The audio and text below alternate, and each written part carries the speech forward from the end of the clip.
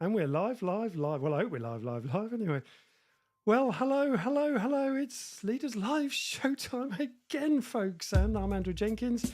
And this is a short countdown timer to have the various live feeds catch up and settle down, just like we need to settle down when we're never quite sure if we're going live or not, and whether all the links work and whether LinkedIn is going to stand up again today. But anyway, there we go.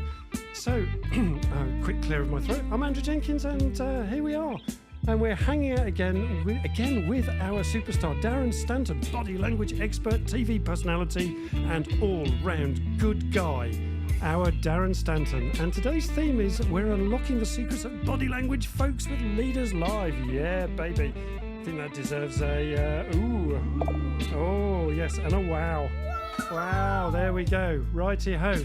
Well, it looks like the feed's working because Sarah's on, so that's good. And yes, we're live. That's good. So, give us a quick wave, Darren. There we go. Hi guys, how are you? There he is. Brilliant. And Sarah, Mrs. Moderator herself. There we go. Right, 135th show, folks. How about that? So with Darren, Sarah, and me, that's today's team. That's a wow. There we go. Wow. And here we go into our sponsorship screen before we start up live. So let us know you're alive and kicking on the other end. Please give us some comments that you're listening to the show. Dum, dum.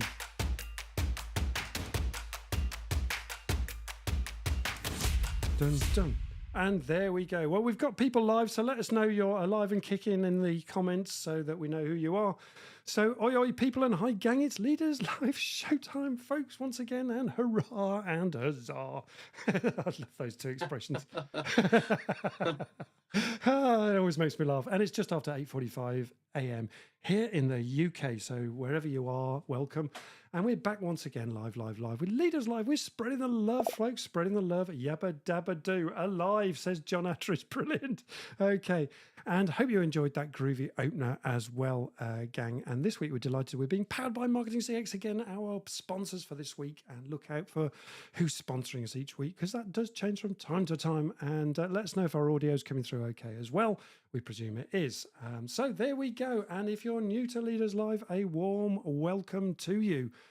And just so you know, Leaders Live is a dynamic weekly talk show that generates business through networking, through community, and through extraordinary conversations that inspire. Yeah, nothing not to like about that, is there? Ooh, there we go. And as mentioned earlier, I'm Andrew Jenkins, and I host this weekly interactive Leaders Live show that's built an awesome community of like-minded leaders, just like you guys that are on live listening.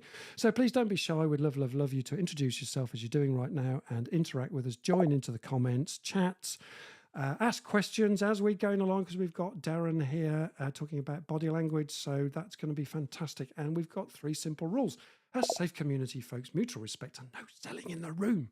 And our motto is I to the power of we. Now, if you a really easy way that you can show your support and your love of this show is for this free show, by the way, and all the time and effort that we put into producing it, and boy, do we put a lot of effort in. You can use a little app called buymeacoffee.com. It's called buymeacoffee.com /Leaders Live. Buy me 5 and you get a free half-hour coaching session. Nothing not to like about that. And Sarah will put the link in to the feed, and you get a shout out too. And it looks a bit like this if I can find it. Let's do a quick test. Dun, dun, dun, dun, there it is. So, and there you go. And all proceeds go back into the show. And so that's that. And yeah. Please smash those likes as well, please, and those thumbs up. Love this little bell. Ding, there we go. And we'd really appreciate that. Keeps us motivated as we're going along. So phew, put it all together, and what have you got? Yep, you've got it. Bibbidi, bibbidi, bobbidi, boo. And let's just go live to our guest. So let's bring in this week's Hangout guest, our Daz, Darren Stanton, body language expert. How you doing? All-round good guy, Daz, all-round... Sorry, mate. What are we talking about today? Oh, I know. We're talking about unlocking the secrets to body language, right? Yeah, Sure. Yeah. Let's go for that. Brilliant. Yeah, we're talking about all things body language today, folks, on Leaders Live. And look, we've had a general election here in the UK, and so there's loads to talk about that in terms of body language. And of course, we're just hotting up to the next presidential race, which is one of Darren's favourite topics because he likes to analyse the top players there, particularly Trump, which is very interesting for body language. So we'll be picking on that as well. And we'll be looking at dress sense and things like that, because that's been in the media as well. And we're observing body language and people's behaviours and letting you have an insight in how to do this to build your own sensory acuity, to get better at this for yourselves and use it for your own leadership benefits, folks. So tell us a little bit about your story, Darren, and briefly tell us where we're heading as well today, folks. Sure. Well, started off life really sort of working in psychology. So I was a prison psychologist for a while, and then I sort of grew not to like it anymore, and then Grew out of eventually, that. for Yeah. want of a better word, and then ended up being a police officer in the UK. So I was a police officer for just under 20 years, but during that process, it's when they actually had some money to spend on continuous professional developments, and you're able to do various courses and things like that. And I trained in sort of lots of different psychological disciplines. Wow.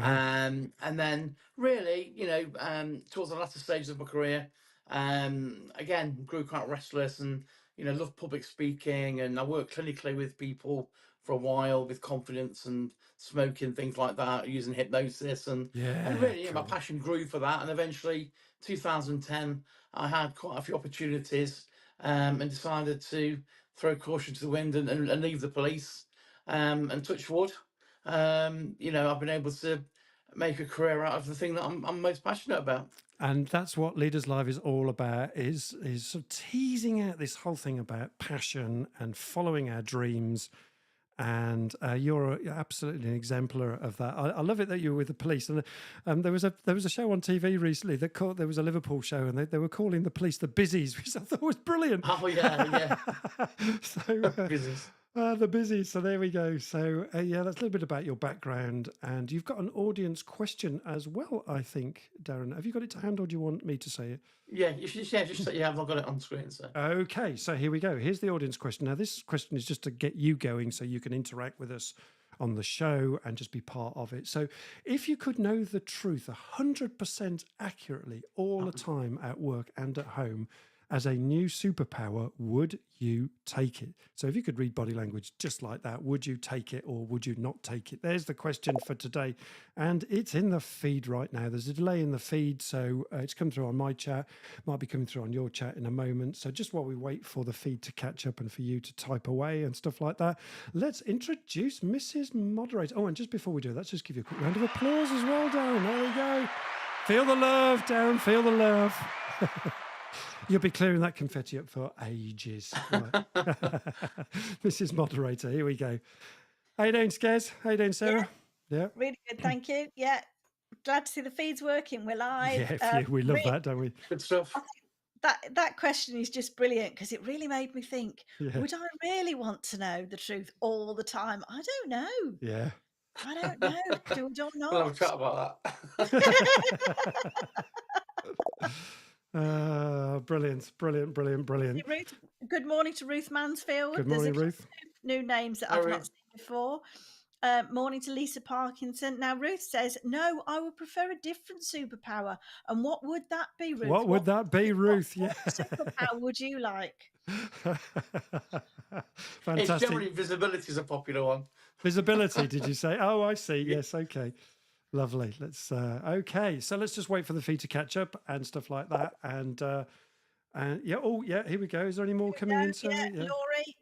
No, not 100% of the time. Sometimes it's kinder not to know the truth. Oh, Darren, what say you? Yeah, I mean the thing is, it's a blessing learning these. And first of all, I always say to an audience, look, I'm not special. Often I'm still on stage or on telly, and I've just followed the passion that it's something I've been interested in. So it's like most things in life, whatever you practice at over many years, you get competent at. So I'm not special by any means. However, sometimes I agree with some of your audience. It's a bit of a curse. So You know, things like you get given a present, or you give somebody a present for Christmas or birthday, and you've kind of misjudged it, and you know that, you know, to know they don't like it, you go, oh, I've kind of like, you should I take it back? And they're like, oh no, no, I'm okay. And because people know what I do, they're sort of more hypersensitive to it. I like the method in America, because what they'll do is they'll give the receipt to the person. That's common. Whereas in England, you know, we don't mind spending half an hour scratching the price off, you know, because we want people to know what we're paid. Whereas in America, it's quite good, because they'll give the receipts, so you can either like just go and take it back, or change it, or whatever. So that's quite good. But no, I think the thing about deception is it has got a place in society, because if you did know the truth all the time, I don't think you'd get through the day. You know, so if Yeah. somebody at work upset you, or you know, very often we're not feeling great. Sometimes we're maybe not feeling like ourselves, and people say, "Oh, how's it going?" You go, "I'm great, thank you." So technically it's a lie, but we just don't want to get into those socially awkward situations. So I think that's where it kind of plays its part, because we're not really hurting anybody, we're just kind of avoiding sort of awkward situations. I think that's so well said, Darren, because you know our behaviours aren't always 100% healthy, are they? You know, I mean, a normal good citizen, you know, behaviour wise, about 75% of our behaviours are healthy, but that means that 25% are unhealthy. So when we're in conflict, or when we feel fear, or we're in panic, you know, we react differently, don't we? It doesn't necessarily mean we're reacting ourselves, because our brains are different, aren't they? You know, it depends what's going on. If our prefrontal cortex is engaged, or if our fear factors are engaged, we would have different responses. Is that correct, Darren? Yeah, absolutely, yeah, 100%. So, Mm. you know, I think by and large, you know, it has got its place, because there's a great film, isn't there? I think I mentioned before, with Jim Carrey, where he sort of, yeah, he has his spell pot on him. He has to tell the truth all day, and you know, he ends up losing his job. His son disowns him, and you know, so I think we've all. And people say to me, "Oh, some cocky journalist sometimes will say, 'Do you lie?' And I'm like, 'Yeah, I lie every day.'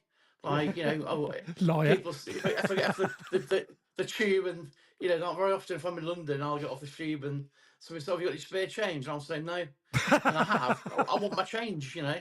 Yeah. So although things are most on card now, so it's not hurting anybody, but technically I've lied. And Yeah. you know, I say to the audience, you know, technically in a 10-minute conversation with somebody, they'll generally tell you at least 3 white lies. Um, Yeah, and I suppose we don't need to know everything, do we? You know, we don't need to know how many times you've gone to the loo and things like that, and other private things. So yeah, there's some things we just keep to ourselves, right? I think because of the nature of what I do, and obviously this, like most of us, this is not just like the only thing I do. This is just something that's got me kind of my profile. So I Yeah. do lots of other sort of psychological things as well. But I think in, you know, in terms of the body language and stuff, it is really important, as we'll discuss. And it goes a lot deeper than sort of folding your arms, and you know, because we Of know course. mind and body are linked. So you can really, not manipulate people, but you can actually get a lot further in life. Again, by recognizing the person you're talking to, maybe an interviewer or somebody else that you're dealing with. It's about building that rapport, really. So it's not about catching people out. And again, journalists often, they're shocked when they ask me the question, "Do you lie?" I'm going to say, "Yeah, I lie every day. I'm a human being."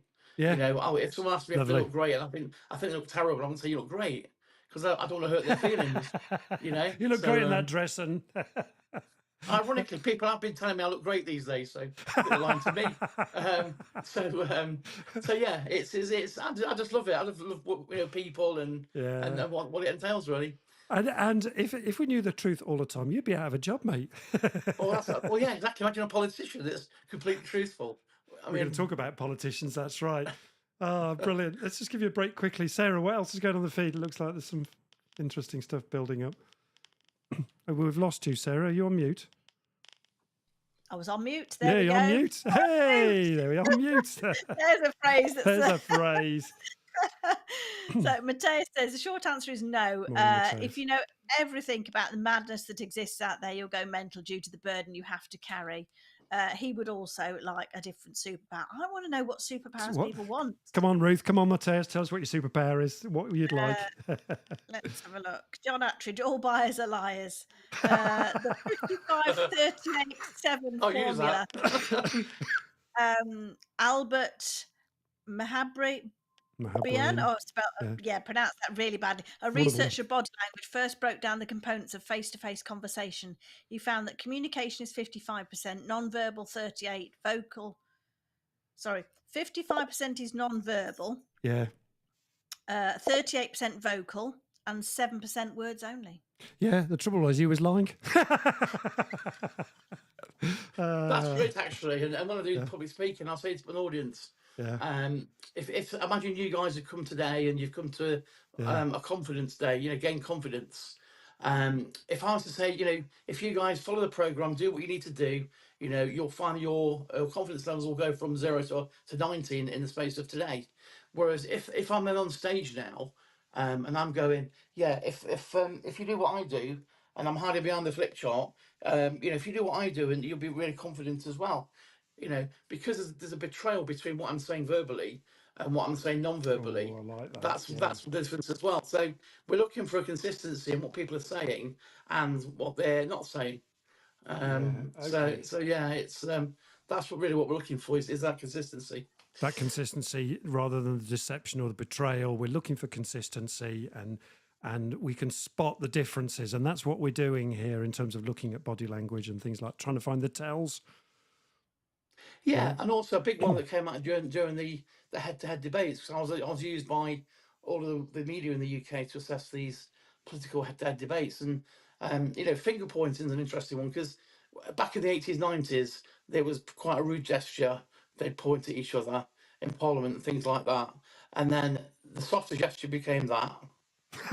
So and then now, if you notice, Boris introduced this sort of softer version. Camera's in the wrong place. And also one thing, not just in politics but in normal life, if people are being passionate or they're say if you're in an argument, they will finger jab.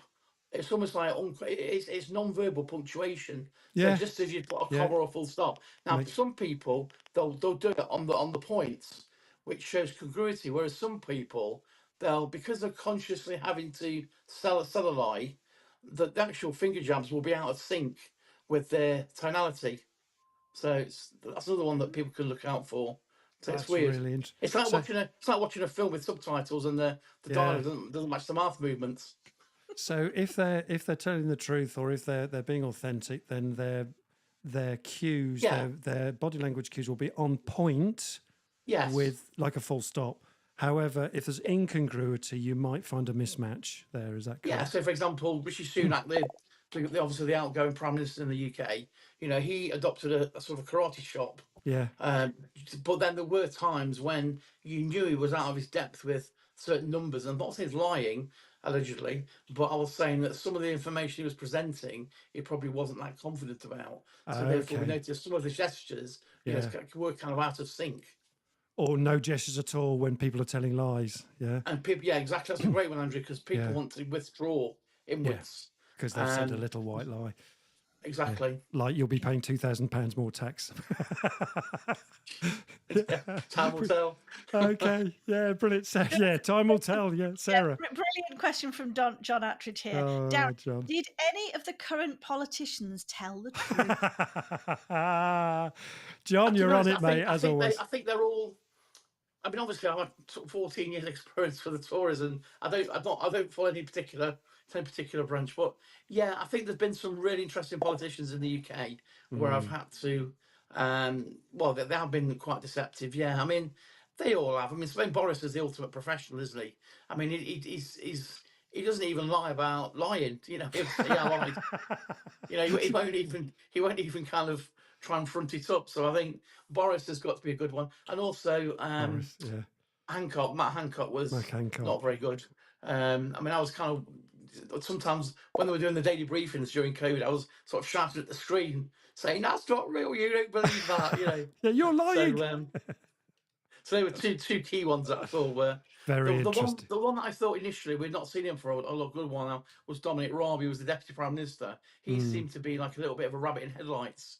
Back in the day when he was doing daily briefings, because you could tell he was really mortified at having to present these certain figures, which allegedly weren't correct, and various other things. So that was quite an interesting time. Very well, and it's an interesting time as we're just picking up on the election here in the feed. Let's just bring back Sarah with any more thoughts from the poll. Where's Sarah gone? Where are you, Mrs. Moderator? There we go. Plop, Sarah. Here we go. Yeah, if this is John again, you're well on it today, John. If politicians like Joe Biden fall asleep, does it make it harder to tell if they're lying? Or are they just being very authentic? I mean, it's going to be interesting how this pans out because, you know, literally everyone's telling him he should stand down. Yeah. I think you're mortified for him, aren't you, John? It's like you feel like sort of poking him with a stick from the sidelines. Come on, Joe. Come on, Joe. Yeah. And Trump, I mean, I was watching something this morning on CNN, and they were saying like usually Trump is very vocal. Like when he did the debate back in 2016 with Clinton, he was forever poking his nose, stick. I interrupted her. Whereas with this latest debate with Biden, all Trump did was basically fold his arms and go, "Crack on, carry on." I don't have to say anything. He doesn't have to say anything because Joe's doing it all for him, right? Yeah. Yeah, Rebecca Jenkins says, "What's your take on Trump and his body language?" Oh, we were going to come to that, be but let's honest, do it taking now. the politics out of the ban, I like Trump, and I mean, I've a lot of work from Trump. One of the things that I got a lot of profile about was his handshake, Rebecca, and you know, back in the day when he first got elected, he had all the major players in the world go and visit him at the White House, and one of the most bizarre ones with Theresa May when she was Prime Minister. Oh yeah.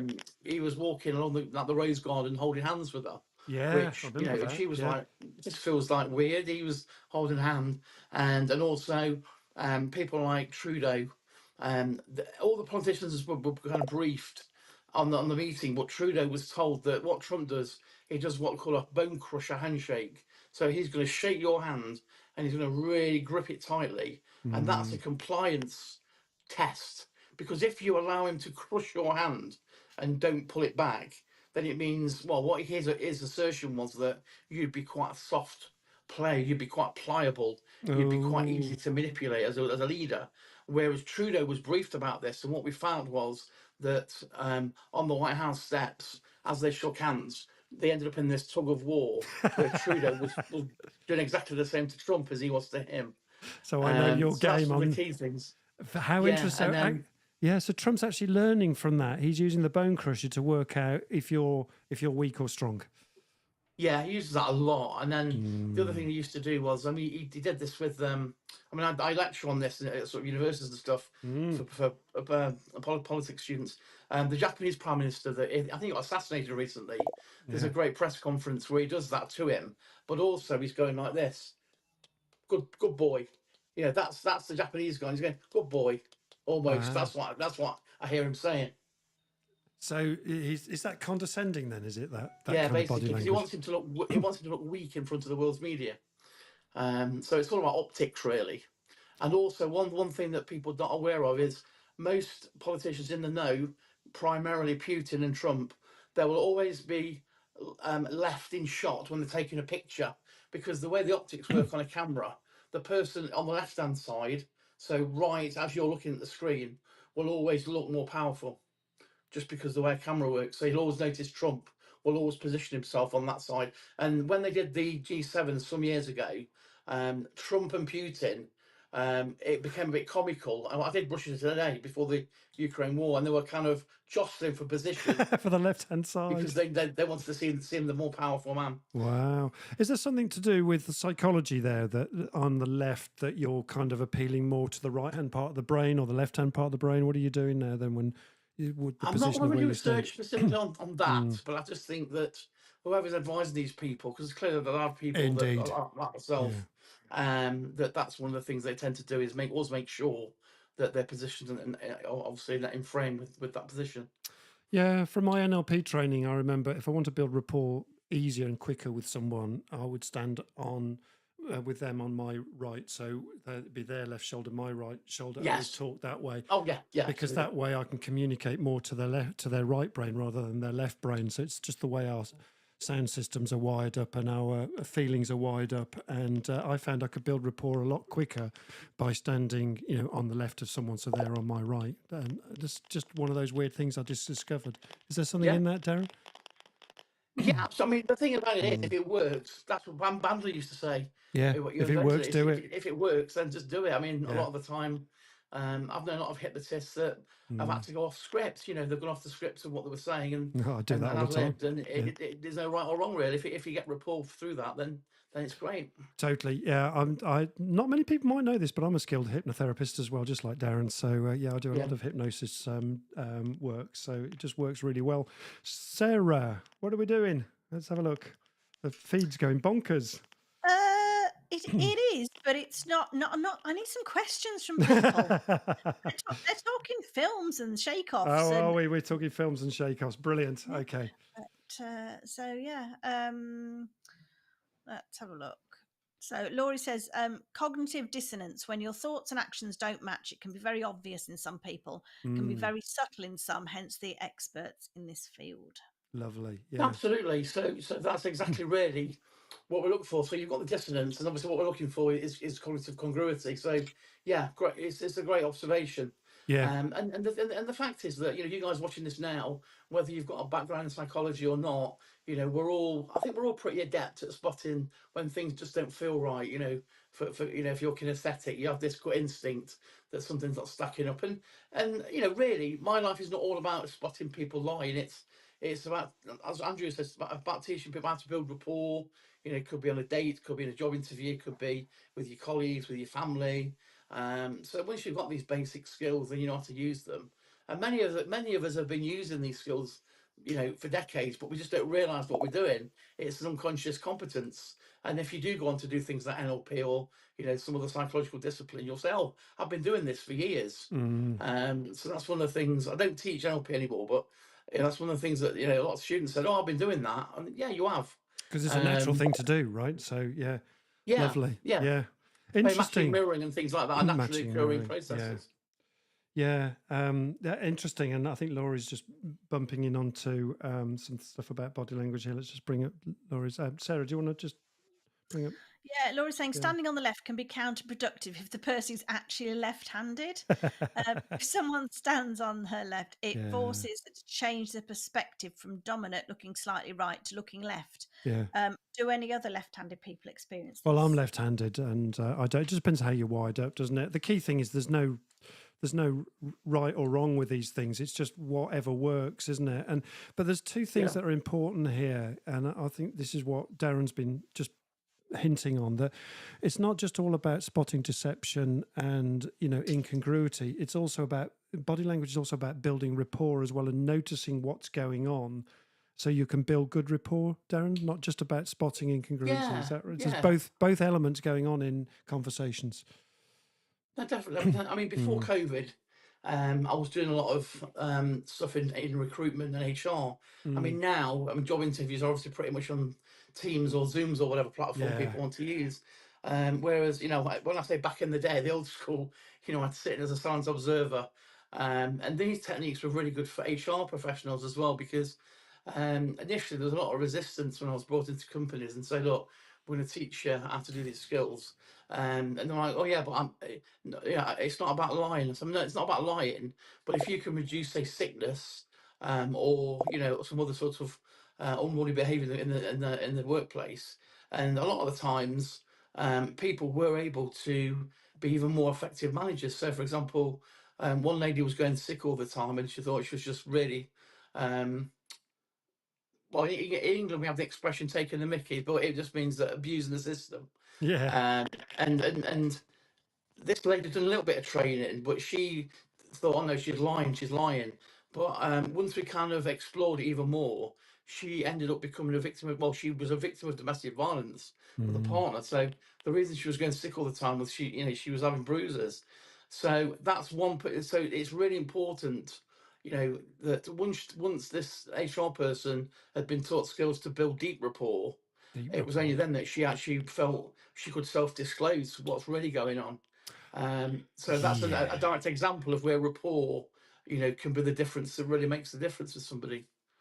Because actually what you're doing there, by building relationships with people, you're building trust, aren't you? And, you know, someone in the feed has just talked about body language, fabulous skill for negotiating and sales. You bringing this back to leadership, Darren. Talk us a little bit about that and what Yeah, I what you're mean, yeah, observing. absolutely. I think some of the best leaders as well. I mean, I've worked with a lot, as these guys watching have. Um, I think that for me, the best leaders are not the people that are, somebody that you never really see. You can't call them by the first name. They're very aloof. They might be a little bit of a megalomaniac, a bit egotistical, even sometimes a bit narcissistic.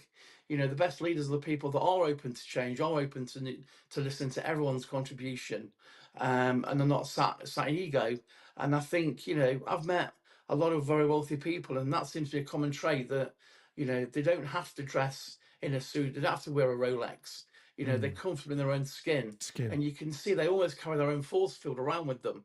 And this is true of men and women.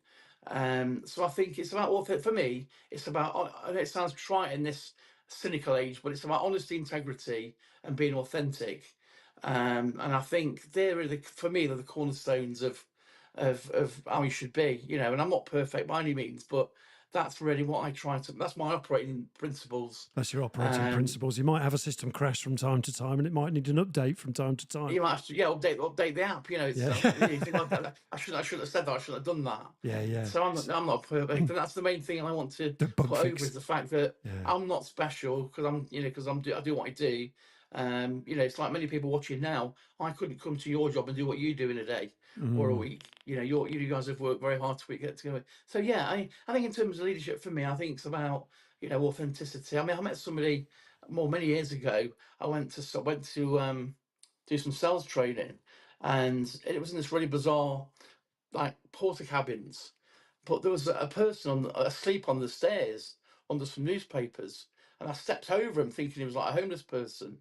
But anyway, when I said, "Oh, I can't remember his name now. Let's call him Steve." I said, "Oh, it's Steve," and I said, "I'll be back in a minute." Anyway, the owner of the company was this guy asleep on the stairs. Wow. That's just how it's always has a power nap every day at this time.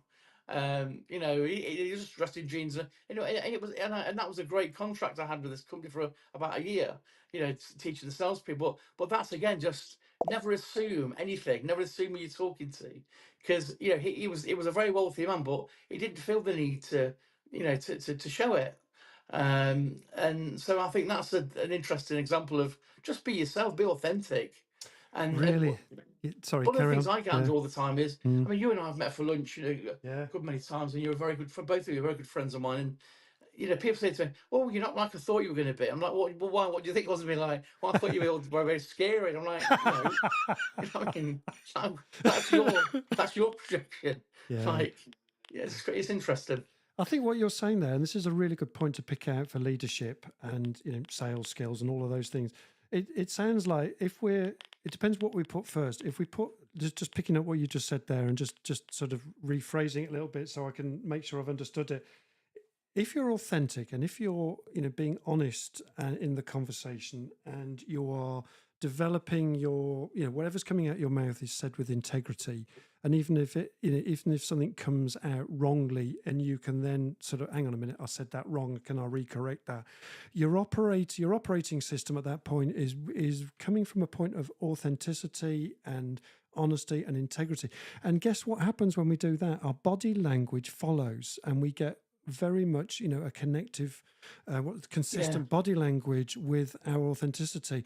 If we're trying to look out for the tells and try to get our point across, and we're forcing our body language to reinforce what we're saying, it could almost come out as being false because the body language is leading the conversation rather than the conversation leading the body language, if that makes sense. Is that? No, definitely, and that was a good point. You've kind of preempted what I was going to say, because that's great. It's if you're just being yourself and just being straight, then you don't have to think about Like it. your body language, it just follows. You have got this unconscious competence going on. Whereas if, again, especially in negotiations, I mean, it was a great question. Again, I have to go out and pitch for business, same as anybody else, because TV really forms a very small part of what I do.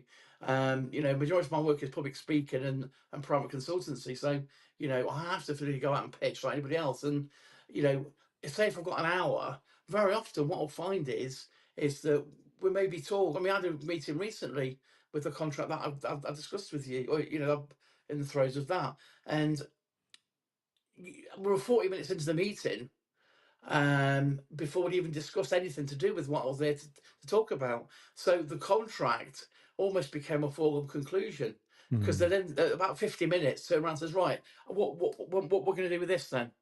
And we literally tied up in about, we probably spilled over a little bit, but we tied the contract up in about 20 minutes of what I was going to go in and deliver to their staff. So I think don't just make, how do I phrase it? If it's a sales meeting or something like that, selling a product or service, don't just get all hung up and make it all about that. Just connect to the person, because it's about you, and it's true. They always say that people buy people who are like themselves, and it's true. These old sales sayings and things, they do. They are correct. They're built on a lot of truths. So I think for me, it's just don't get hung up on, kind of negotiate this contract or this price or this thing. Just be yourself. So it's not about the minutiae of the contract, and it's quite often we'll go into a contract and we're discussing the contract, right? I think what you're saying is that behind the contract is a reason why. It's a little bit like that film Pretty Woman, which we've all seen, and then who's the main star? Gere. Oh, Julia Roberts. He's negotiating. Richard Gere, thank you, with someone to destroy their company. But then he suddenly thinks, hang on a minute, we're just talking about minutiae here, and we're going to break up your company and sell all the assets and make lots of money. But there's actually something bigger going on here, that you're building something. And he then remembered his past and said, look, I want to build something and rebuild again. So they cleared the room of all the suits, and then the two people talked and said, well, what is it that you really want? And then they talked really honestly, and then that changed everything. So it's not about the contracts often, it's about what's behind the contract, what's really going on. And we can get lost if we just look at the simple stuff and not the deeper stuff. So perhaps in coming back to sales, how does that then relate to sales and negotiating in business life, Darren? I think a lot of times people can get caught up in ego and defending their position. Yeah, and lovely said. Yeah. Do you know what I mean? So I know it's not applicable to every single situation, because there's going to be differences. Some contracts may take 3 months to sort out, depends on the circumstances. Complexity, but I think if you're with a prospect, if you've established a need and that's something you can provide, then I think if they're a person that feels they can get on with you, and it's going to be quite an easy process. I mean, if you go in there and it's if it's difficult and awkward from the outset, people, I'm sure you do, Andrew. I get every single day. I'll get somebody like friend requests me, and then within 2 minutes they're pitching me the business. I know, Now that's don't the do one that, thing folks. that really gets my back up. Yeah. Right? It's almost like saying, "Hi, pleased to meet you. Do you want to get married?" It's like, hold on a minute. Buy me a drink first. It's like, at least pitch me. At least say, look, I've got this thing that I think might help you. Is it okay to kind of like connect with you? But don't try and go under the radar and friend request me, right, and then pitch me within minutes. So this is you'll all get about... you'll get nothing. Yeah, and your body language will then be like ticker tape on here, sort of go away type thing. Let's come back to body language a little bit, and let's bring Mrs. Moderator back in. Anything you want to pick up on the feed? Any questions coming along? Great question from Rebecca Jenkins. Yeah. What's the best way to manage body language in different cultures? Oh, hi, Rebecca. Appreciate all your support as well online. That's a really brilliant question. Yeah. Again, there was a famous one I think I mentioned last time, just as a quick example, where that big faux pas, because Richard Nixon, the old president, he went to Brazil, and they were doing this big tour around Brazil, and obviously I don't think body language was part of the agenda back in the 60s, 70s so much. And President Nixon, you used to make this sort of gesture like victory or whatever it was, and then you'd go around to all the people going like this. Now, for most of the Western culture, that means okay, great. Whereas in Brazil, and if anyone's watching from Brazil, please correct me, but my understanding is that that's a very rude, insultive gesture, along the lines of FO.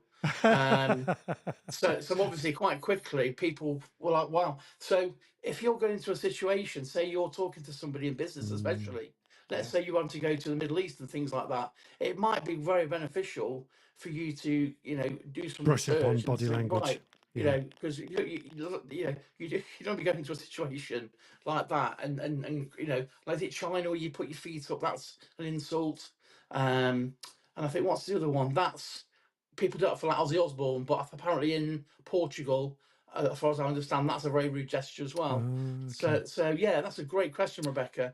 Largely, a lot of the body language, especially stuff that I teach, is cross cultural. So the micro expression stuff, being happy, sad, angry, surprised, fear, contempt, and disgust. They will be universal. So there's been Universal. research in, say, Papua New Guinea, the most remote parts of the world, where people that are showing sort of contempt or anger, they'll still adopt the same facial expression as somebody that's in the Western culture. So yeah, it's a great question. That, so if you are talking to somebody of a different culture, it's really beneficial to do some research in terms of like local gestures and things like that. Absolutely. I mean, just a good example of that, Rebecca, from my perspective, is that I used to run a team of people in India, and we had an Indian team come up. This was for software development, and I'll be talking to maybe the manager of the Indian software people, and they were lovely people.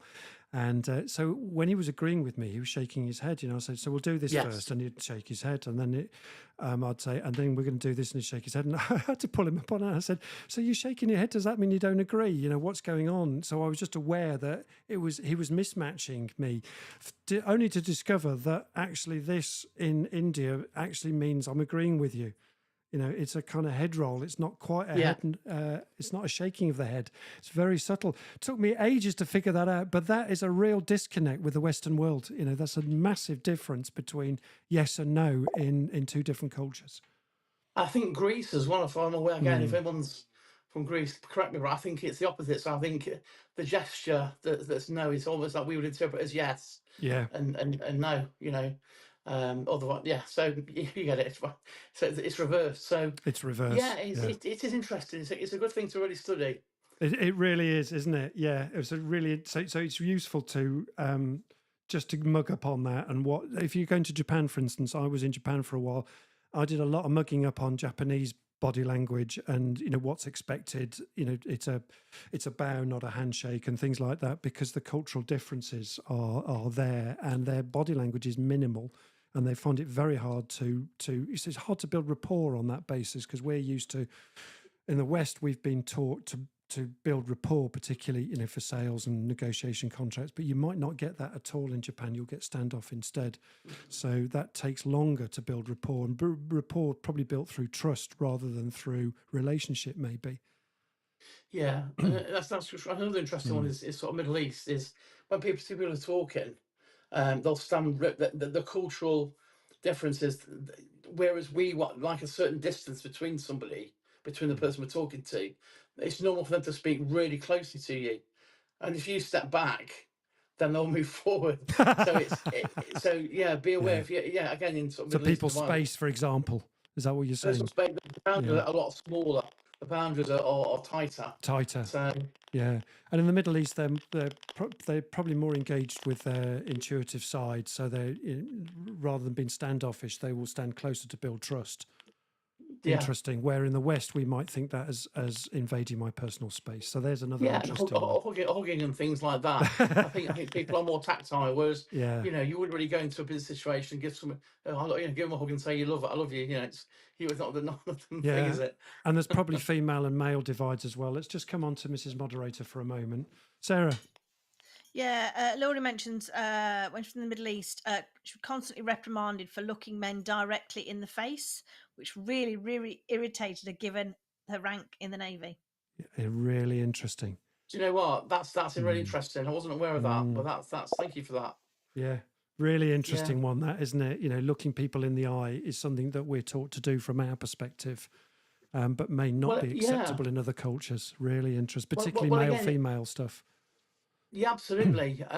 That's interesting. The gender difference. That's very interesting. I mean, generally here 3 to 5 seconds, as I've mentioned before, is normal eye contact. So if I'm looking sort of you in the eye, sort of 1, 2, 3, Look 4, away. 5. Yeah. It kind of feels from point sort of 5. Most people feel they need to look away, and They get uncomfortable. so I always say after 5 seconds, the Yeah. other person will sort of kill you or kiss you, because generally Give them a break. people that are going to get aggressive will maintain eye contact, whereas we're quite happy to look into the eyes of our partner or our Yeah. kids or our family. Yeah. So eye contact's an interesting one. Interesting one. Yeah. So too long eye contact, people get uncomfortable. Not enough eye contact, people get uncomfortable. Male, female Having said divides in that, some cultures. Yeah. there are people as well. I mean, for example, like blinking, we generally blink 20 times a minute is the Yeah. norm. Again, if people, not so much lying, but when they're under pressure in terms of they've had an internal shift in emotion, that has an effect on the internal The blink rate. neurology. Yeah. So generally, blink rate will double or triple. I mean, Particularly if you're lying. Yeah.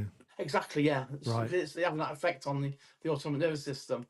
So the oldest person I ever saw was Sajid Javid. He's a British politician.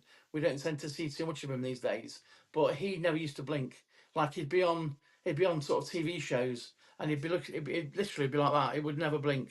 It'd be almost like his pupils are dilated, and he would never ever blink. So God, you do get anomalies. That's do why it's get, of important course. to always take a baseline with people.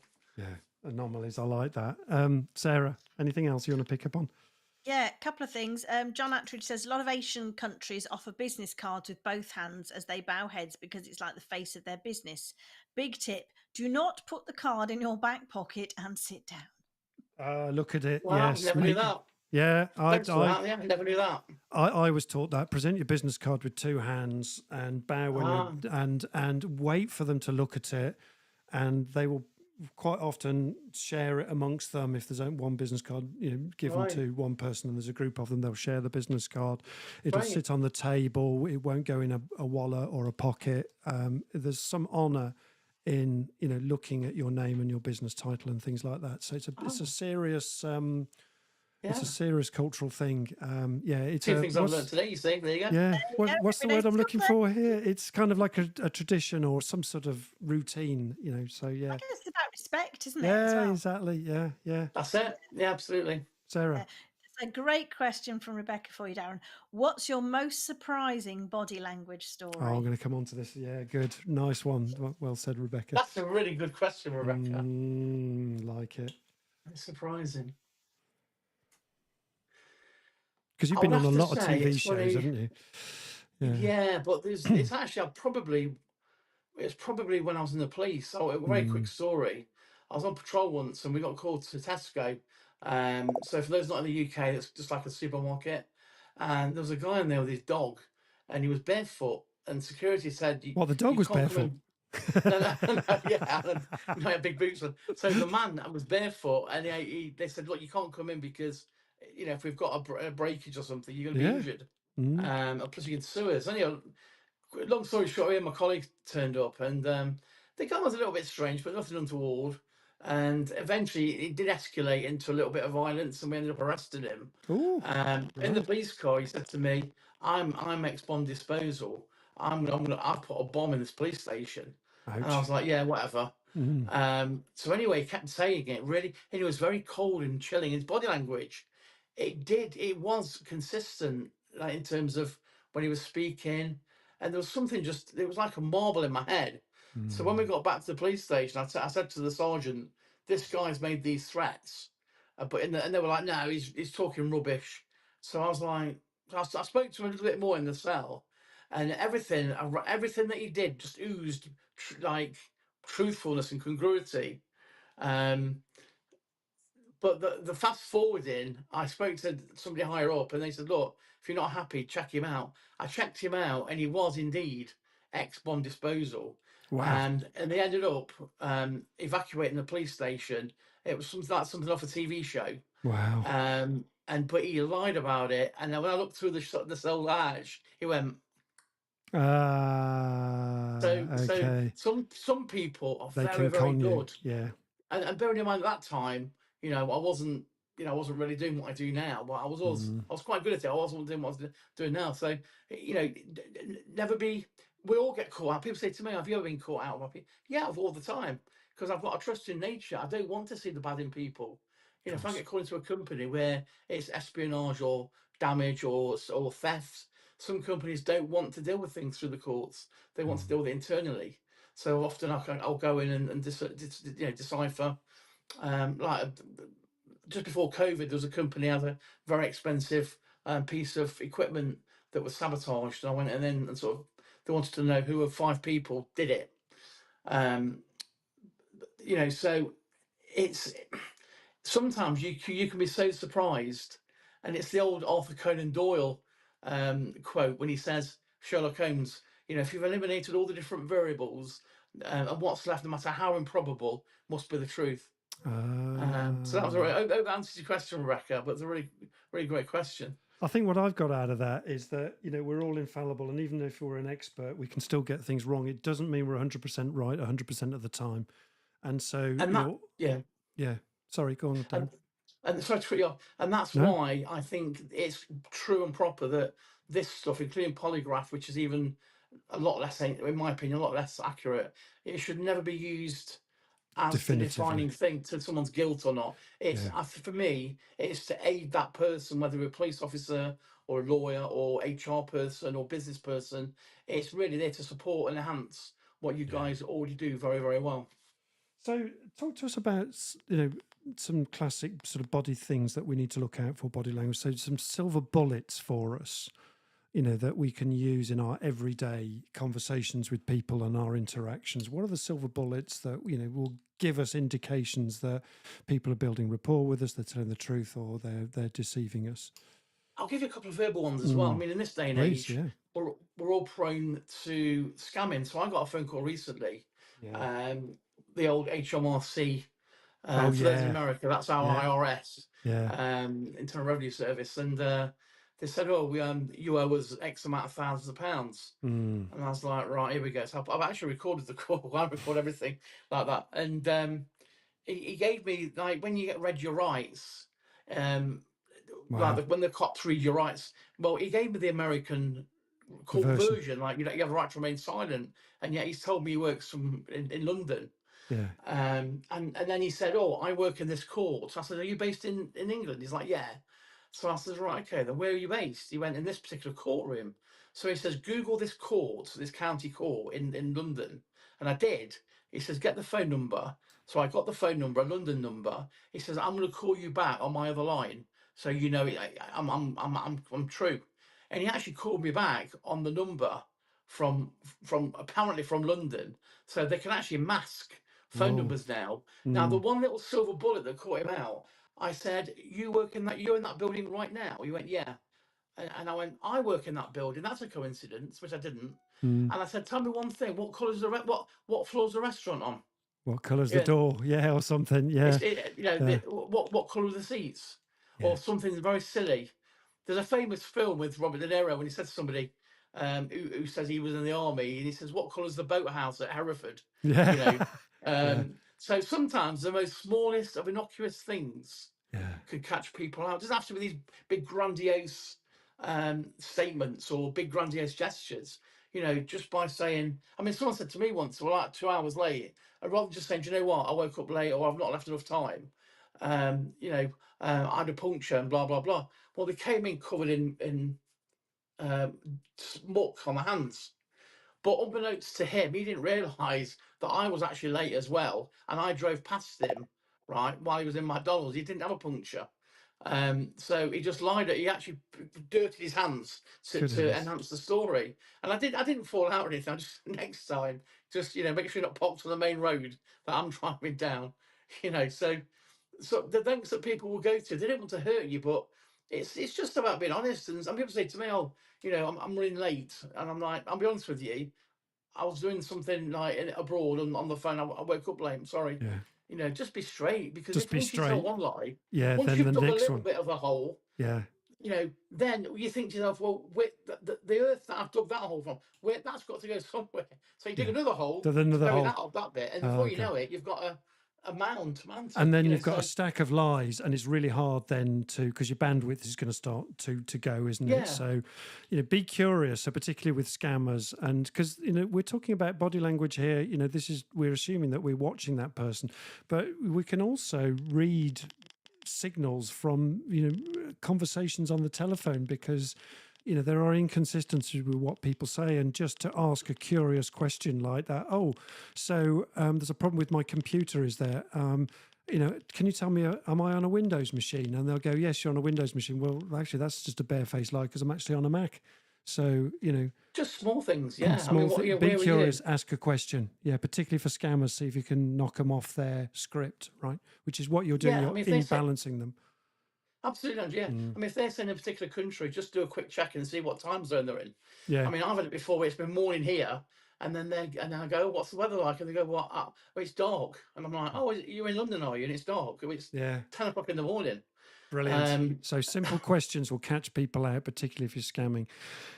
Brilliant. Okay. Any other silver bullets, Darren? Because we're heading towards closure, believe it or not. Oh, right. Well, that's gone quick. Yeah, I know. I think in terms of non-verbal, I think eye contact's a good one, but bearing in mind, people will use a series of things to minimize what you're saying. So if you said something to somebody, maybe in a as a manager, or if you're accusing them of something, basically people will use sarcasm. So for example, if someone says, oh, did you have an affair, or did you do something, they'll go, yeah, I've not had an affair with them, I've had an affair with next door as well, or I've not just falsified that bit of paperwork, I've done that as well. So they'll try and smoke screen the issue.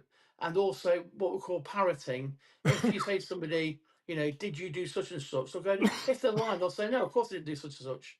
Whereas a person that doesn't have to think about it, that's innocent, they'll come up with their own answer. They'll come up with their own instantaneous answer.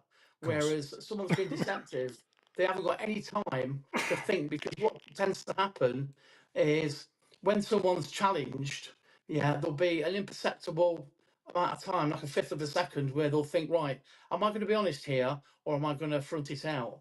And it's in that hesitancy where we tend to get the blink rates, where we tend to get the break in eye contact, where we tend to get the sarcastic comment. So if we're getting 3 or 4 things in the space of a few seconds as a response, then generally it's about 75-80%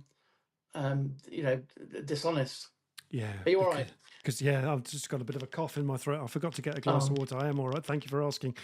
What a fantastic, interesting subject. Hey, really fascinating. Sarah, what's going on before we move on to close up?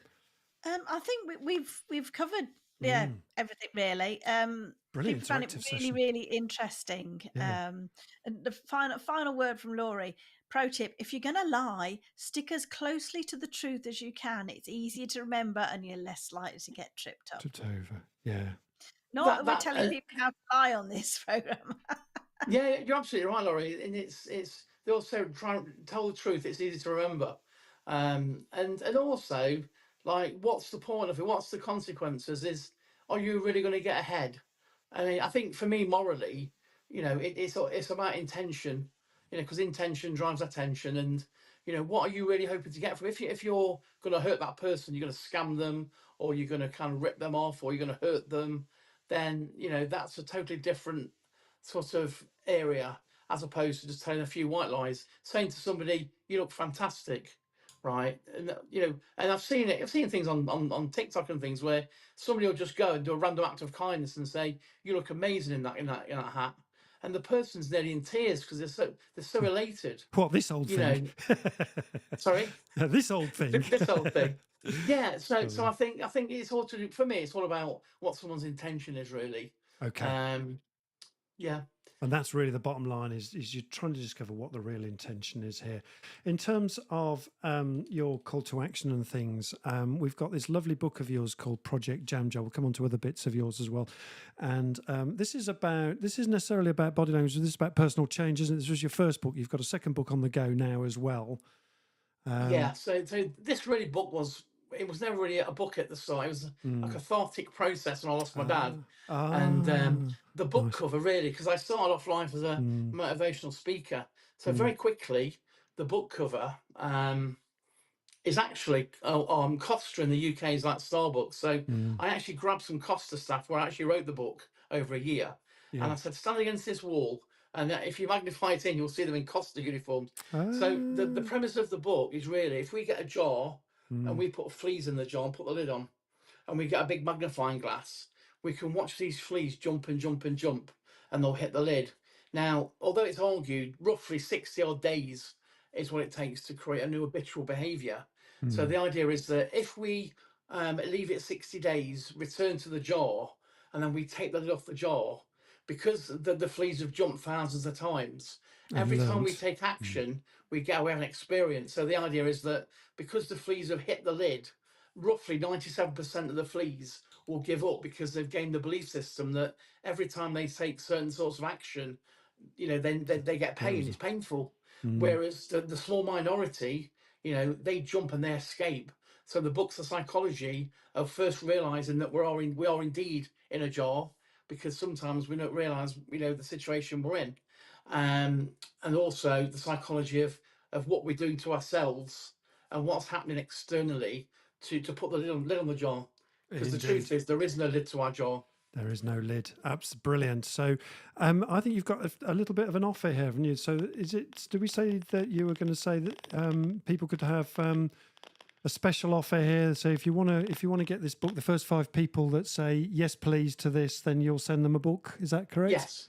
Okay. Yeah. So let me just Darren's special offer is to give away and grab Darren's first book, Project Jam Jar, about making personal change stick, for the first 5 people on LinkedIn right now to ask Darren, and then Darren will get in touch with you later and arrange for you to get a copy of that book free of charge, folks. First 5 people. So there you go. If you want to join in now, grab it now, and there it is. And your website here, Darren, which is darrenstanton.co.uk, is that correct? .com. .com. Apologies. So darrenstanton.com. Body language and behaviour expert. You can get a lot of stuff on here, and all his TV shows that he does, like Judge Rinder and the other things that he does here. He's quite a personality on TV. So Ruth Mansfield's just good. Oh, yes, please. There you go. So free book to you. So Darren, I'll let you get in touch with Ruth separately. Thanks, Ruth. through LinkedIn. There we go. Fantastic. There's the link as well to Darren's website. So that's Darren, and we're running just a little bit late. So a quick call from us on our CTA, Sarah. You're on mute. Yeah, well, you don't want to hear the building site noise, that's why. That's dead true. Just a reminder, if you've enjoyed the show, which one person can you tell about next week's show? Yeah. We absolutely love what we do. If anybody would like to get involved with us and help us along our way, get in touch. We'd love to hear from you. Brilliant. There you go. Thank you very much. And I think Dr. Laurie said yes, Rebecca's asked, and Joanna Polak-Goodman has asked yes, please. So there we go. You're going to be busy, Darren, sorting those out. Next week's That's Goose. nice. Yeah, no problem. Next week's Goose, folks. This is next week's show, Striking a Balance Navigating Vendor Profits, Complacency and Customer Frustration, with Ian Taylor, CTO of Tech Giant. So I can't wait for that. And that's next week's show. That's what we're talking about next week. And we're run out of time. Darren, thank you so much for being a fantastic guest of ours today. A great Hangout guest for us. Just trying to get the right scene. Here we go. Let's give Thanks for having me back on again, guys. I really appreciate it. Brilliant. Round of applause for you, mate. And we're going to close out now and say thank you very much for listening. We'll be back again next week, as we've said. Here's our outro. We'll wave goodbye to you now. Thank you very much for being on the show, everybody. Thanks for being a fantastic Hangout guest, Darren. Cheers for now, everybody. Thank you. Thanks, guys. Cheers, boy. This makes your hand ache after a while, all this waving. So, thanks for another fab groovy show. I hope you took away some useful stuff to apply in your business, and see you again next week, folks, for another awesome groovy Leaders Live show. Bye for now. Cheers for now. See you, everybody. Have a great week. God bless, and may